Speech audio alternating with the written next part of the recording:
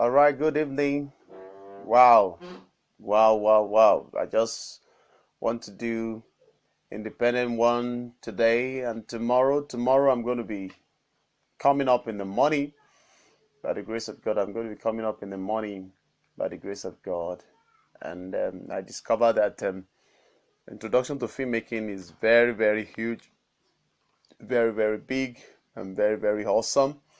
And I want to thank you all for your patience. Thank God I say 8:30, but due to I received a call, so please, I'm sorry about that, and so I'm so sorry for not keeping to that 8:30.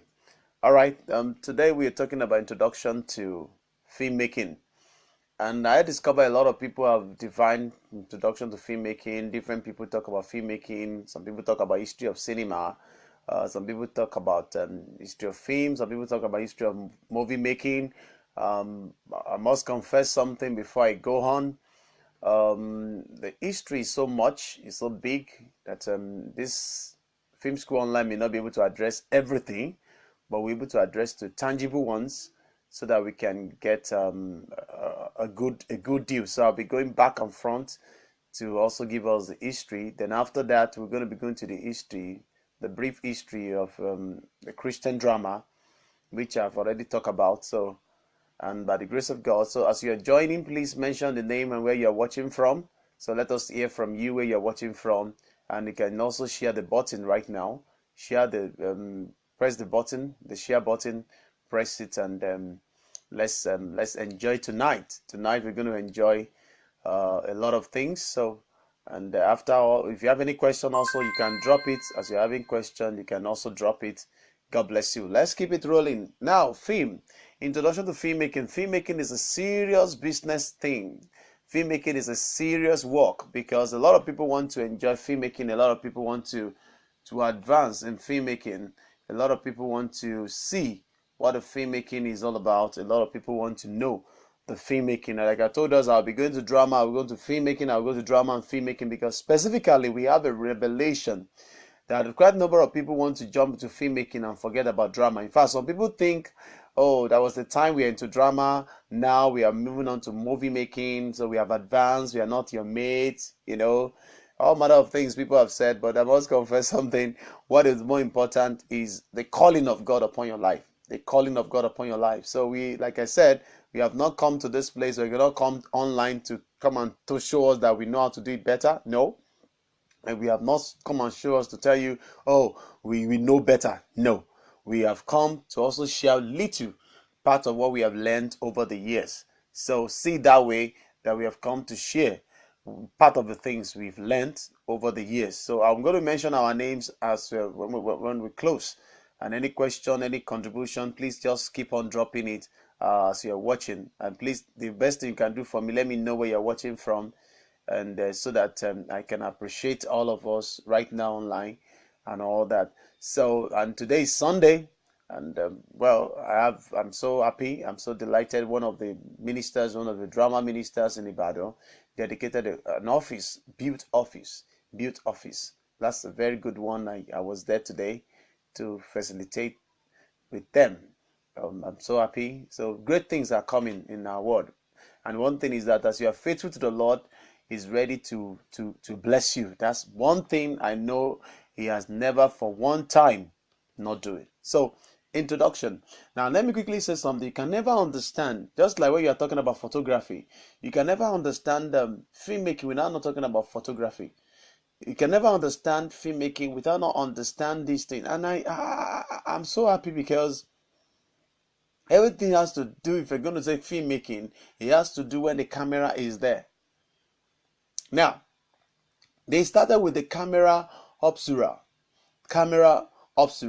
which is a photographic camera, where a development of camera obscura device dating back to the ancient Greeks.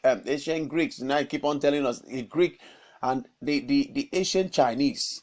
They used to do something which have a pinhole, with a pinhole or lens to project an image of the scene outside and upside down into a view surface. So they will just put something in their eyes like this to do something, a pinhole, and look at it. and they begin to use it to turn it upside down. And look at it from photography. They started like that. That's why you see us that sometimes you see the camera like this, bam. You see the camera like this. You know, when you do this way, you get it? You see the camera, pam. You do the camera, pam. And those are the things, and they begin to do it, and they begin to see a lot of things, and they were doing all those things from photographic look. And he has a pinhole. Okay, I can see this brother very well. Okay, stand very well, brother. Okay. Okay, to the right. Okay, adjust this. Okay, do this. Okay, and they begin to do something. Now, when they go down, the coda, if you look at the coda, the birth of the film, and begin to have something, the persistence of vision. When they can put it there, persistence of vision is the phenomena of the eye, by which, by the time they are looking at it in that pinhole, they saw that the image is consistent. They keep on looking as it's moving. They are moving. They are moving. They are moving. It started from the photography. Now, like I said, I don't want to give us a lot of things, and the persistence of approximately the 10th of the second of the retina. The retina in the eyes can see that thing very well. Then the Lumiere brothers started something. They started a wonderful thing, and the first video was shot. You get it now? And they have to do a lot of experimental thing, experiment on commercial level. First cinematographic exhibition, Lumiere, were held in Bombay, June 7, 1896. Because this is what they call it living photographic pictures. They call it living photographic pictures.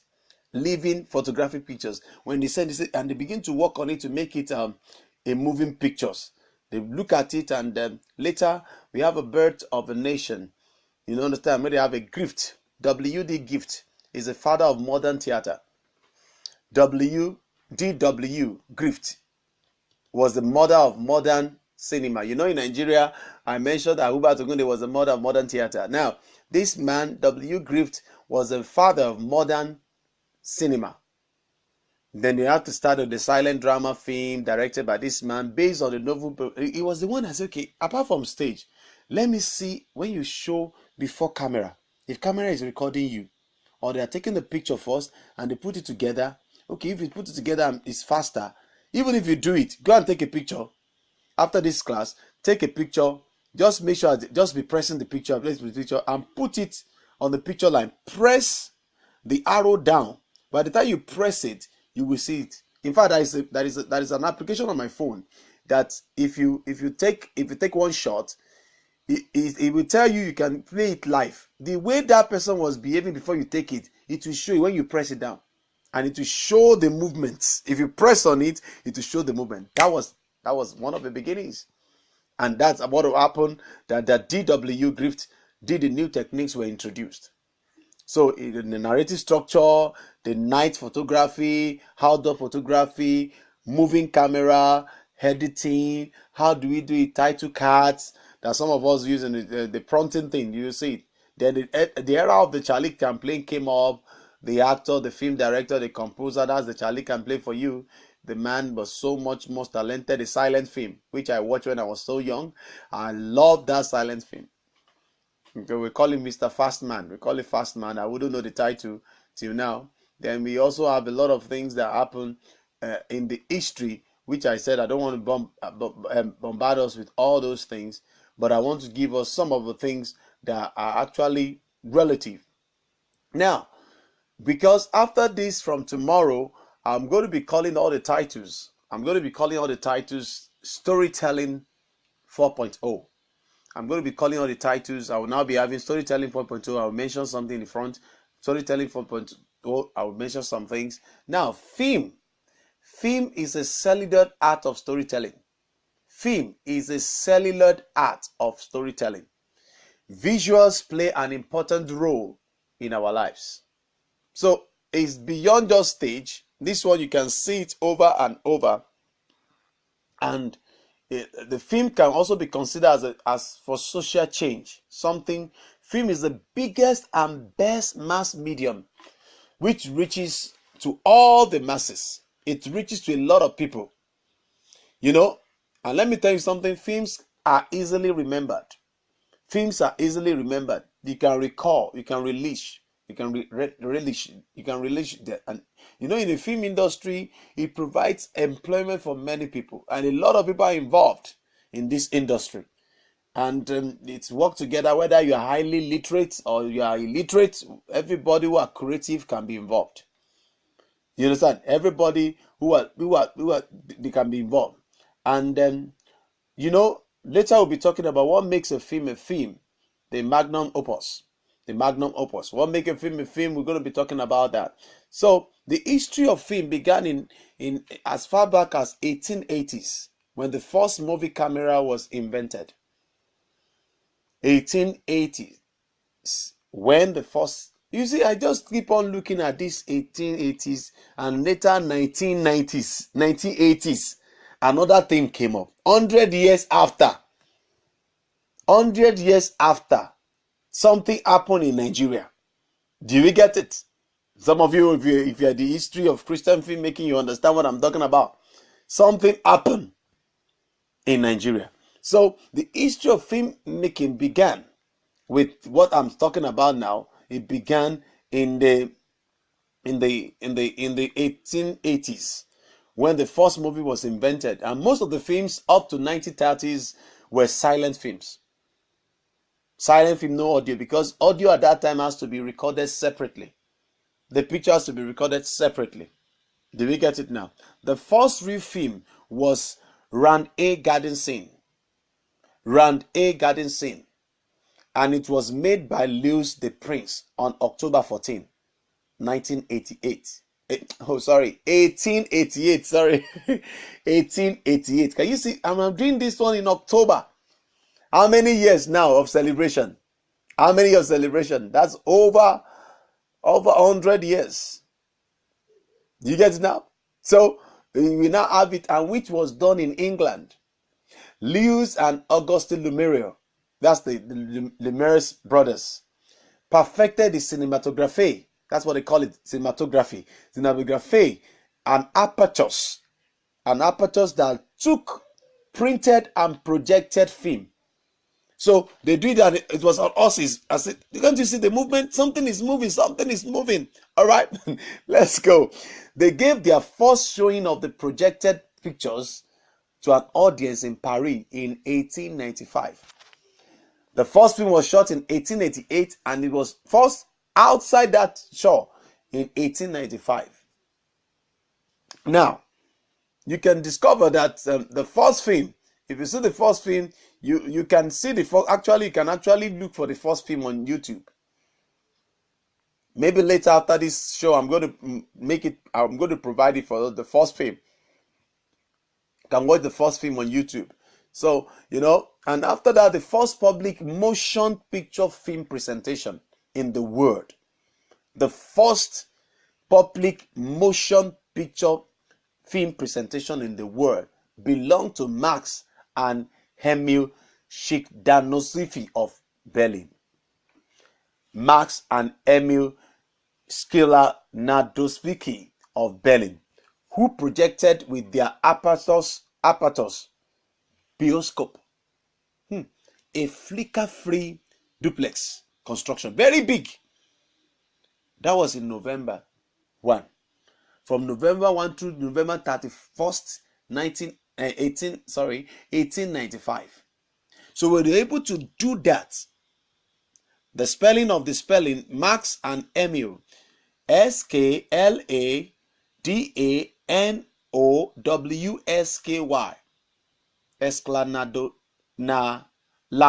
Sklanowski. All right. So they did that. That's the first time that these people will come together. They come together and they produce it for 1 month. Wow. So to enhance the viewer's perspective or experience, silent film were commonly joined by live musicians and sometimes sound effects and even commentary spoken by the showman. Oh, as you're watching that man, he's getting annoyed. See the lion. How many of you have watched Charlie Chaplin when he was running away from the enemy? He entered to the lion's den and the lion was sleeping and the key was locked and the key was outside. The kind of suspense. The kind of suspense that you see, wow. They say, wow. So to enhance the viewer's experience, the silent film will be playing, so they will not bring the orchestras or the musicians. They'll be playing to that, they'll be playing to that and all that. I think I had the experience a bit at one time, but my own was not a silent film. What happened was that the particular scene was not talking, and I was to show it publicly, and people are watching it. Since I've known that that scene is not talking, and there is no way, I was far away. I was in Jeba. It was in Jeba Winners Chapel that was showing that film, and I was thank God I was behind the cursor. When it get to that scene, I was playing the music to cover up that area, so I could imagine what happened when the film aged, when it was first invented. So it was a silent film time. The showman will always run commentaries and all that. In most countries, the came to be used. Intertitles, that is intertitles, are being used. Oh, you see, that man has just come. It will show you something else. So everybody's watching and they're looking and they're listening to the commentaries, and came to be used to provide dialogue and narration for film. But in Japanese cinema, human narration remained popular throughout the silent era. Human narration remained what? It remained popular throughout the silent era. So the technical problem were resolved in 1923, from 1895 to 1923. So it was 1923 that this issue of the technical problem being resolved.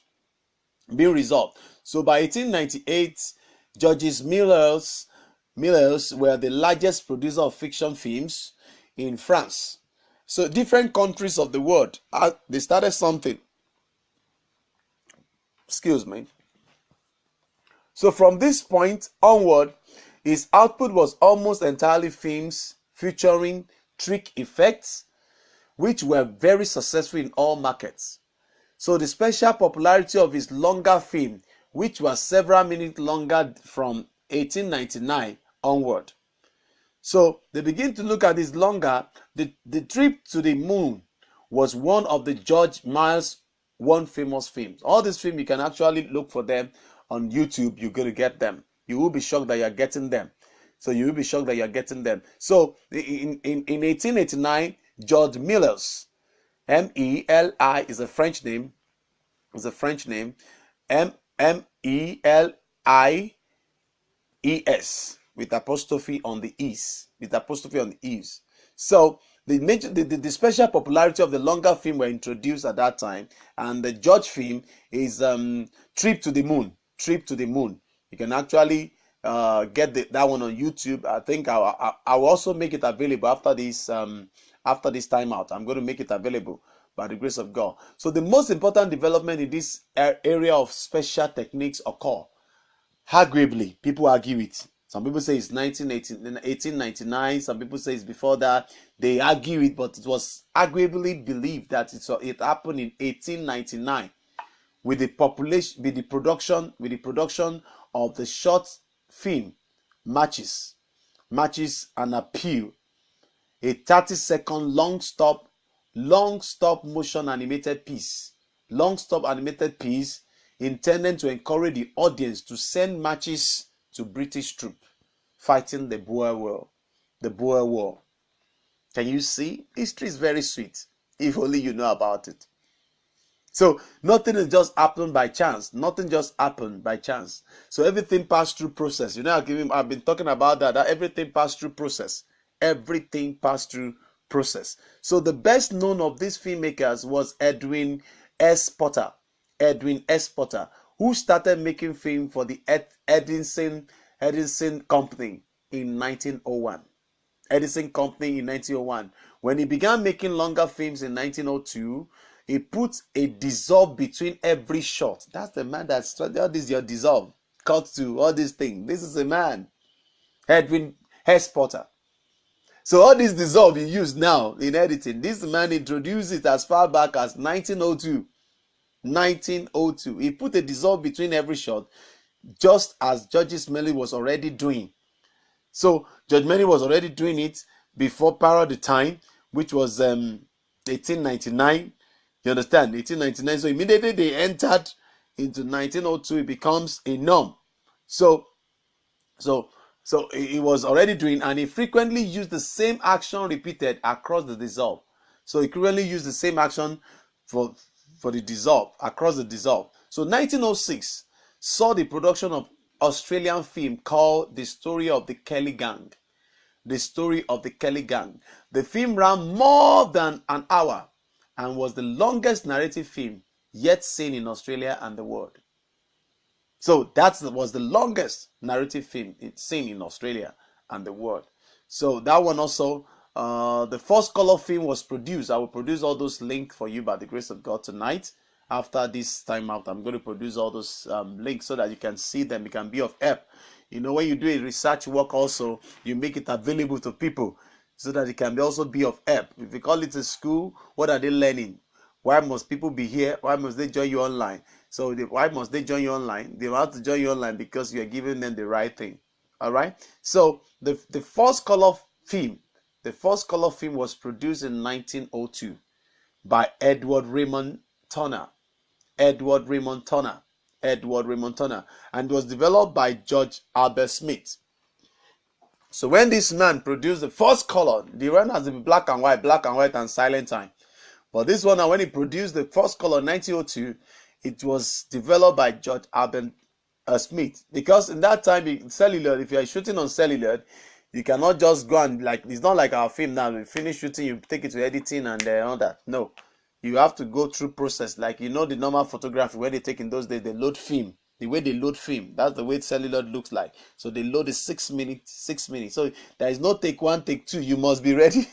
You must have done your assignment very well. So nobody will take all this take one, take two, and all those, the rest that people think about. I say, I'm doing take one, take two, and all that. So, along the line, we have some people who are presenters who are also doing a lot of great things. That they did something. Marilyn Monroe, Charlie Chaplin, and Marilyn Monroe was in Los Angeles in 1926. Was born in 1926, and all that. He began his career as a photographic model since 1946, and he began playing big part of the low-budget films, and that's one of the things. And Charles, you know, many people we know. Let me quickly talk a bit about Charles Chaplin. Sir Charles Spencer Chaplin, London, England, UK, April 16, 1889. Corazon and Switzerland, 1997. So that I think he was an actor.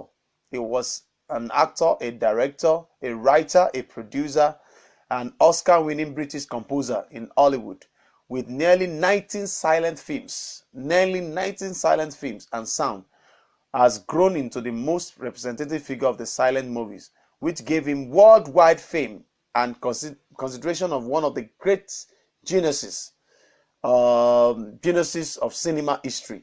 So that's why his name is always being mentioned from time to time. You always see people mention his name from time to time. People hear about him, people know about him from time to time. So you can see that people know about him from time to time. Now, he has done a lot of things, and he was able to do a lot of things. Then apart from that, is very common. A lot of us when we were younger, we saw that. So like I was saying at the beginning, I talk about the camera obscura. Camera obscura is an optical instrument for obtaining a flat projection of an image. Outside the area within its area. So was one of the ancient devices that was led to development of photography. That's how the photography started. I explained to you the Chinese and the Greek. Now, the current photography apertures inherited from the old world camera, pinhole cameras. They call them pinhole cameras.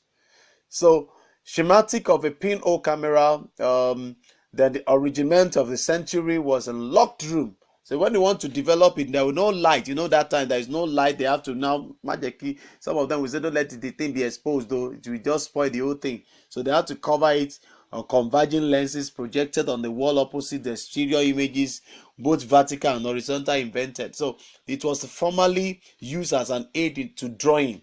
So the image projected into the paper or another medium that could provide. I've seen what is it projector called? I've forgotten now.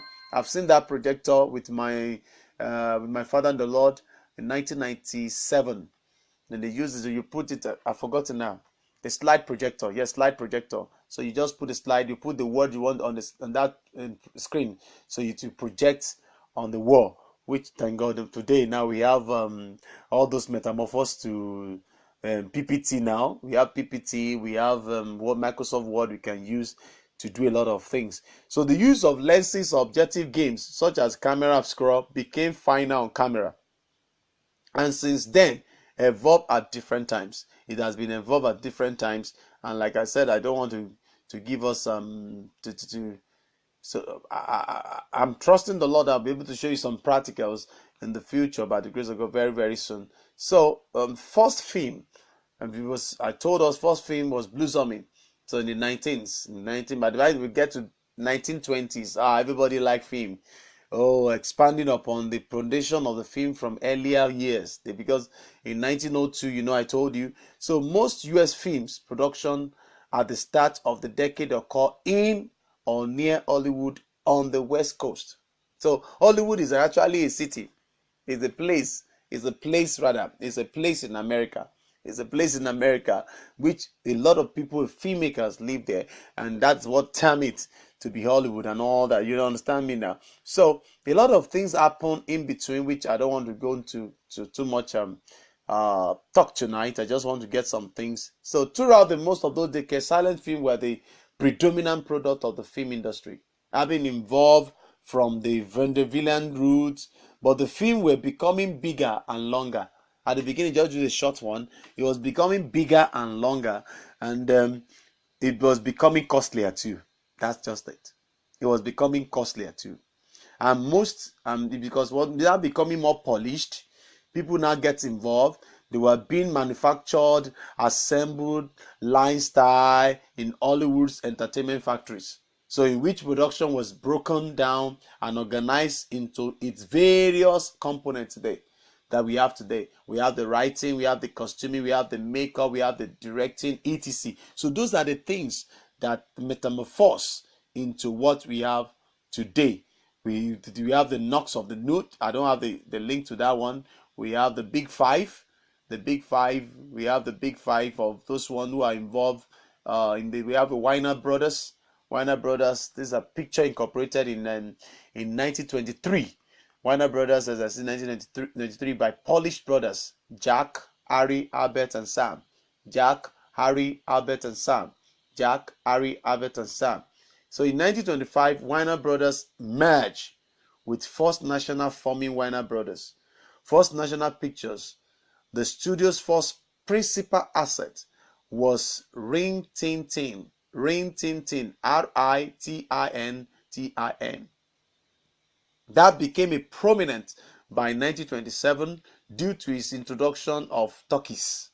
So the jazzy singer 1927 and early 30s gangster films, it was known as the Depression Studios.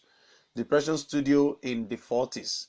It specialized in bug bunny animation and other cartoons. You don't see them Weiner home video. You have seen it before. Weiner home video from the VHS and all that. So they have a very strong thing. Later we have a Paramount. Adolf Zucker, famous player in 1912, and just Black Feature played match in 1916 to form famous players. And this one, they spent about $1 million US on United Studio property on Marathon Street in the United States in 1926. So the famous player Lasky Corporation became Paramount. Famous player Lasky Corporation became Paramount. Paramount Studio we have in 1927 and was officially named Paramount Pictures in 1935. Its greatest silent era star were Mary Pickford and Douglas Womack and Rudolph with Valentino, and also golden age stars include a lot of people like Mark West, Field, Bing Crosby, Bob Hope, and director Cillian Daly. So I'm giving you all these things because I'm not just giving you so that you can just hear about them. I'm also keeping the history because I want you to know. So I'm giving the big five. So the first one, I've given you the Warner Brothers. I've given you the Paramount Pictures. The third one is Metro Goldwyn Mayer. Metro Goldwyn Mayer. You see the trademark of lion that has a lion. You get it. So Marcus Liu of Liu's Incorporated was the parent firm of what eventually became Metro Goldwyn Mayer. Metro Pictures Corporation was a production company founded in 1916 by Richard A. Rowland and Lewis B. Mayer. In 1918, Mayer left this partnership to start up his own production company in 1918 called Lewis B. Mayer Pictures. In 1920, Metro Pictures was purchased by early theater exhibitor Marcus Liu of the Liu Incorporation in another acquisition. So he got it, he acquired it, and Leo merged his Metro Golden Picture Company with Liu Mayer Pictures. So that's how they have it. They merge it together to become what it is till today. That's why you still have them till today. Another point, which many of us are used to, a lot of us are used to this one. I know we are used to all these films. They still in Fox Film Corporation / Foundation. Fox, we always say 20th Century Fox. You always see that big tower with two lights beside, and it was founded in 1912 by New York Nickelodeon owner. We still have that one till now. Nickelodeon owner William Fox. Originally he was a garment industry worker. That man William Fox was a garment industry worker. Was first known for Fox Movietone News, and then B Westerns. Its first film was Live Shop Window in 1914. Live Shop Window in 1914. It later became 20th Century Fox from through the 1935 merger of 20th Century Pictures Company, founded 1933 by Darry L. Zanuck. And Fox. So two of them came together to start the Fox Film Corporation, which we still have today. And I'm still trusting God that there will be a lot of, apart from the drama ministry, there will be a lot of film corporation being established in Nigeria, a Christian film corporation established in Nigeria, apart from Mount Zion and all that they will be able to do a lot of things. And many of these people went to the musicals. They also went to the musicals. Then another one, they went to the musicals to really get a lot of things done. Now, one of the things, the minor film studios we have other minor film studios. The Little Three, three smaller minor studios were dubbed the Little Three because each of them lack one of the three elements required in vertical integration. Owning their own theaters. They don't hold their own theaters. They don't have the property at a particular time. But thank God, a lot of them have been able to become big now.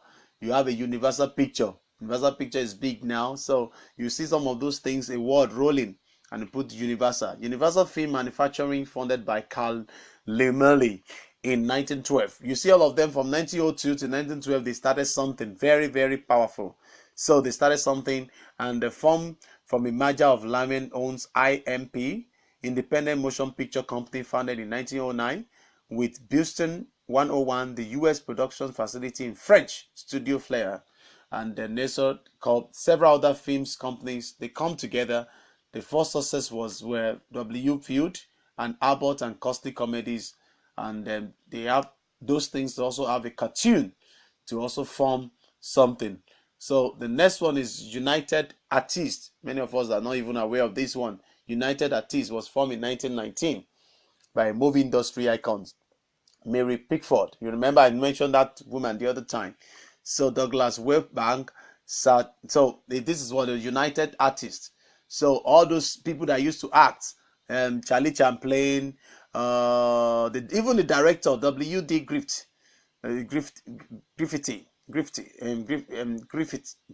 rather, W. Griffith. It was an independent company to produce and distribute their films. When they were being cheated, when a lot of things were happening, they don't have access. Some of them died poor. Some of them have a lot of problems. And they have to come together. I call it United Artists.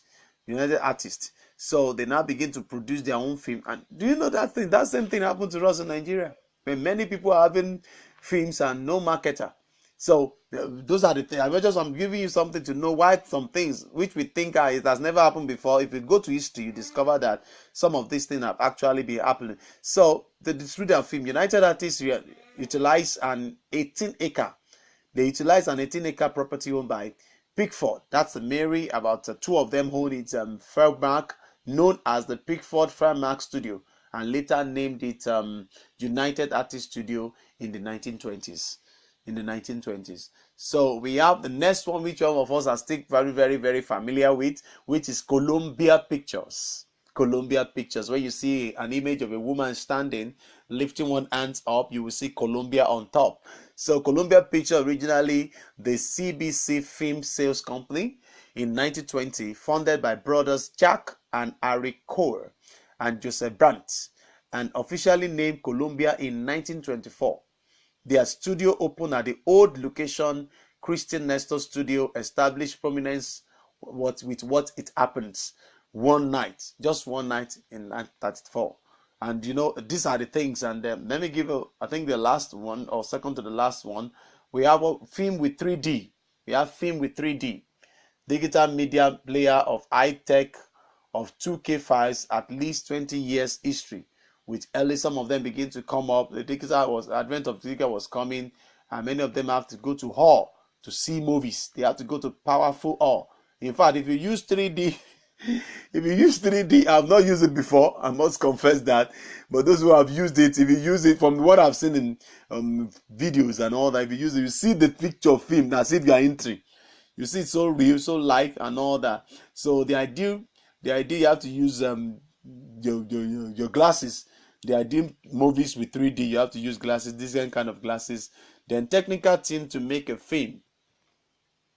Majorly the technical team to make a film. What make that film a film? What make the film to become a film? The production, the film producer. And I was still going to talk about it later, but I just want to talk about it quickly. So the history of film, it became a serious issue. It became a very serious issue that they have to look for a writer, you have to look for photo to make it good, you have to look for the art, you have to look for the artist, you have to look for the storyboard, you have to look for the instrument to shoot. So as the time has been going from one time to another, it becomes a serious issue that people have to go into varieties of things. So, and to also recap for us, because I'm going to be rounding up in a few minutes, to also recap for us, the history of film is a movie theater at the beginning, or movie theater called cinema, or movie house, film theater, and picture house. That's what was called. It's a venue, but like I said, tomorrow again I was also going to that bit. But let me quickly round up on this. You see, the brief history about filmmaking can be viewed as art. It can be viewed as art, it can be viewed as a business, it can be viewed as a technology. So the history of filmmaking is very wide. It's very, very wide. The best thing I will tell you, if you want to know further, just go to Wikipedia. You also search some little things about the filmmaking. You can also find it. But let me just give you, in case some of you may not have the chance to go, let me just give you that one. According to Wikipedia, filmmaking often referred to an academic or contest of film production or filmmaking. It is the process of making film. It involves a number of description of stages, include the initial story, idea, commission of concept through script writing. What does that mean? That you contact somebody, you write the script and all that, they write it for you, then casting, shooting, editing, screening the finishing product before an audience that will result in film release and exhibition. It's as simple as that. So the definition of filmmaking varies from one people to people, but basically filmmaking has about 6 stages, but in all we divide into 3: pre-production, production, and post-production. So if you look at the history I've given you tonight, you discover that everything revolves around what I've said. If you go to encyclopedia, the filmmaking is defined as involving 3 stages: pre-production, production, and post-production. But in the broader stage, we have a development stage, we have a pre-production stage, we have production stage, we have post-production stage, we have marketing, and we have distribution, making 6.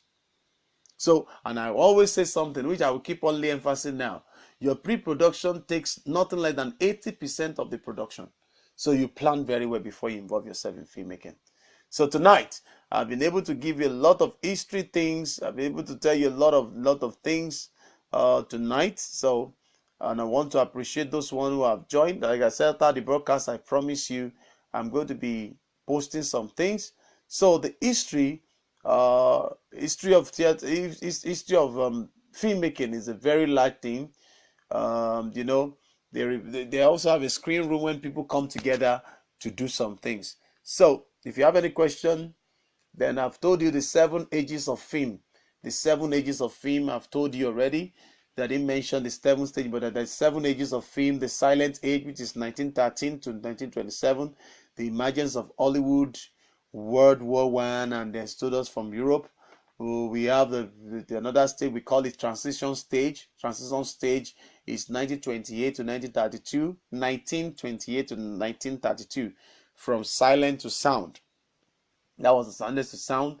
Then another one, we have the Hollywood studio age, which I just mentioned, a lot of studios, and top 5 that I mentioned to you. 1932 to 1946, we have a domination by the studio.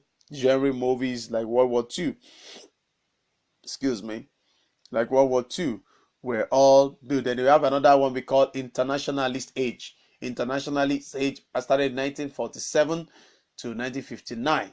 So Hollywood studio declined, the change of TV. So many of them have to, okay, there's a good from this thing you have to go. Then we have another age called the New Wave age.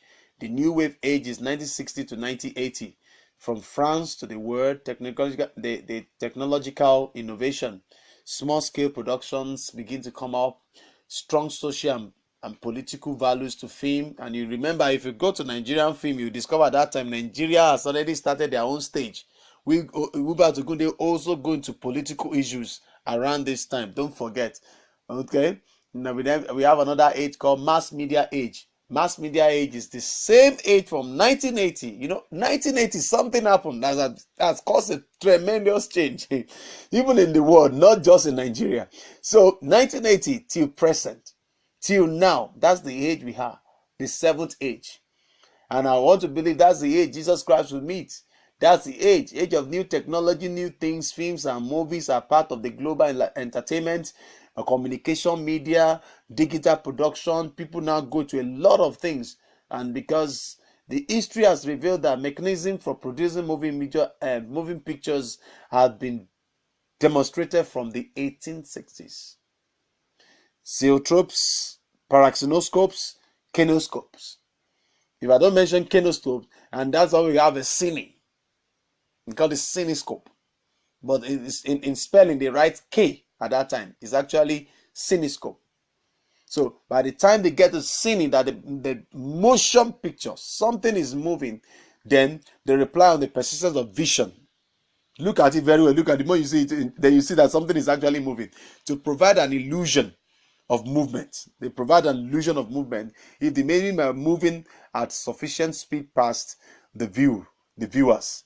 So if you take all those pictures, just take it, even just do it yourself. I've said it before. Just go ahead and do it. Just take the picture as the person is moving the hand, do like this as it's moving. Let the person be walking and be taking it. By the time you put it together, just press down your button. You discover that the thing is moving.